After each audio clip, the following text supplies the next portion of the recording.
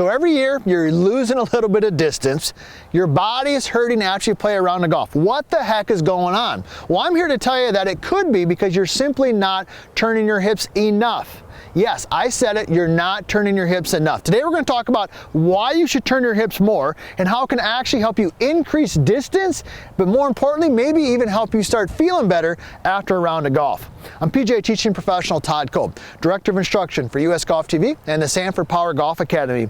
And there's a lot of confusion out there in the golf instruction industry about should you turn your hips or should you not turn them? Well, I'm here to tell you, especially as you get older, or what I like to call experienced golfers, you've got to turn your hips. So I'm going to show you first of all today how to do that. Then I'm going to give you a drill and a checkpoint that you can do. So let's dive right into it. We know this, and when I get set up to hit, I got a 6-iron here, so let me just go ahead and hit a golf shot, and I want you to watch the movement of my hips, and we're going to talk about it. All right, here we go. 6-iron. Okay, now for me, a 6-iron right now, it's about a 170-yard club. But what you're going to notice right there is that I am definitely turning my hips. Now, why do we want to turn the hips? Well, because when we turn the hips, we create rotation. So when I'm set in here, when my hips turn, all right, when my hips turn, let's say, for example, 30 degrees, that allows me to turn my shoulders, okay, which allows me to get some length to my backswing. If we restrict our hip turn, okay, if I don't turn my hips at all, which is, some people are teaching that, if I don't turn my hips at all, it makes it very difficult for me to turn my shoulders, which means my backswing gets very short. Let me give you an example, because this is what your golf swing might look like. You get set up here, you've been told to restrict your hip turn, might even been told to keep your trail knee flexed through the whole swing. Here we go. And you try to hit a shot. All right, and there's just no rhythm. It kind of actually hurt my back when I do that. All right, so the first reason you've got to turn your hips is because it's going to give you some length to your backswing. And when you get length to your backswing, you're going to get some distance. All right, now let me tell you another reason, and I'm going to show you a drill to kind of do this. Not only are we going to get more distance, but it's going to help your rhythm and your tempo, okay? Because when you turn the hips and you turn the shoulders and you get some natural length to your swing, you can get set and rotated on your trail side. And if you've watched any of my videos, okay, you know that I'm a big fan of this 60-40 split. Moving the weight from your lead foot to your trail foot, right?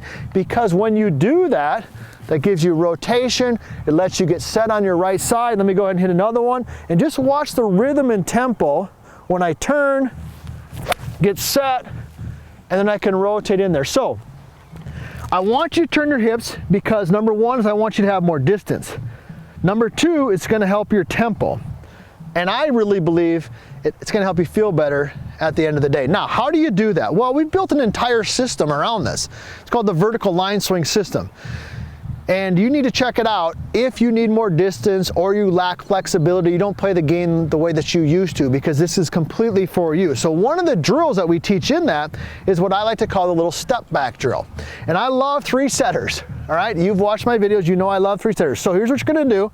I got a 6-iron, I'm gonna make a backswing, and when I swing it back, I'm just gonna take my trail foot, and I'm just gonna step it back. So there's 1, there's 2, and there's 3. All right, and then I'm going to take that feel, all right, and I'm just going to get set up, and I'm going to try to move my body in that same motion. Okay, that felt good right there. So one of the ways that we can train our body to move the way that we want it to is just to do it without a golf ball. So let's do it one more time, then I'm going to give you a checkpoint if you ever like to, if you're the type of golfer who likes to videotape your own swing. What's a checkpoint that you can look at? So here we go. We're going to do a 3-setter, regular setup. Here we go. There's 1. There's 2. Notice I'm not doing them fast. There's 3. Now I've got the feel. That's how I want my hips to rotate in space. Here we go. I'm going to turn them. There it is. Good. Little thin, but nice and straight. All right. So that's why we do it. That's how you can do it. How do you check it? How do you know that you're actually doing it? Let's complete the cycle.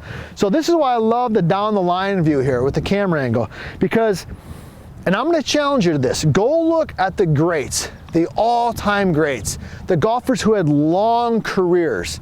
Okay, we're talking about people who are on the Mount Rushmore of golf, right? And here's what you'll see in almost all of them, is at the top of their backswing, you'll see their trail leg has released, you'll see their lead knee has added some flex, but most importantly, you're gonna see some spacing and some gapping between their knees, all right? So they start here, all right, no gap, and when they turn, you'll see space there, all right? And that's one of the concepts that we teach in the vertical line swing, all right? So here we go, let's get set in there.